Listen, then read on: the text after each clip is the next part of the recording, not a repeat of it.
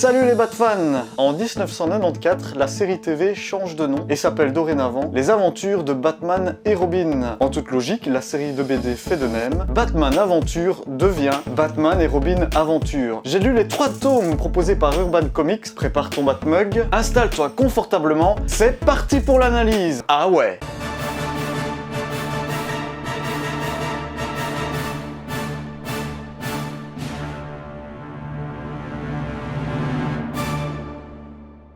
La série se poursuit dans le même style que Batman Aventure, ce sont de petites histoires qui rappellent l'ambiance de la série télé. Cette fois-ci, il y a une réelle volonté pour que les dessins ressemblent le plus possible à ceux que l'on retrouve dans le dessin animé. En effet, parfois, certains dessinateurs dans Batman Aventure prenaient des libertés et Batman n'avait pas toujours la même tête. Bruce Timm en particulier proposait des variantes du personnage de Batman, ce n'est plus le cas ici. Par contre, le gros changement, c'est au niveau de la mise en page, tu vas comprendre.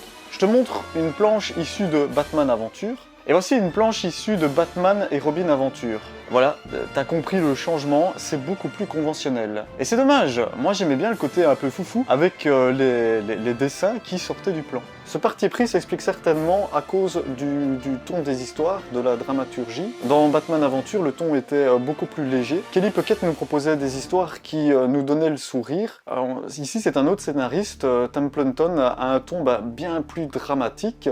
Et il faut bien reconnaître que certains récits donnent un peu le cafard. Heureusement, Robin est toujours là pour nous donner une touche d'humour. Même si Robin est présent dans le titre, il y a des histoires avec Batman en solo. Il y a même 2 intrigues avec Batgirl comme héroïne. Dans l'une d'entre elles, elle fout d'ailleurs une grosse tatane à Talia, ce qui n'est pas plus mal.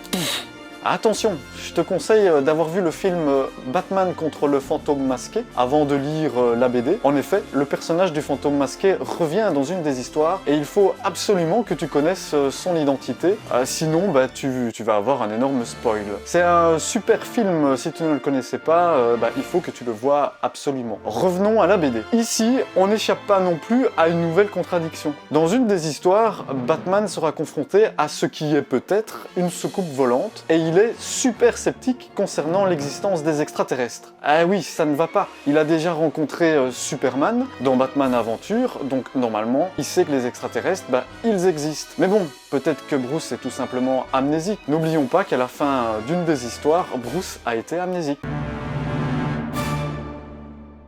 Pour conclure, je tenais à te montrer un objet de ma collection dont je suis assez fier. Il s'agit de la réplique du Batarang qu'on voit dans le dessin animé. C'est vraiment la copie conforme. Il a été fabriqué par Michael, qui est un artisan français. Si ça t'intéresse, je t'ai mis un lien vers son site internet en description. Si tu as aimé cette vidéo, un pouce bleu fait toujours plaisir. J'en profite également pour te dire que j'ai une page Instagram, je t'ai mis le lien en description, dans laquelle je propose des critiques des BD de ma collection. Toi aussi, vis ta Batlife à fond.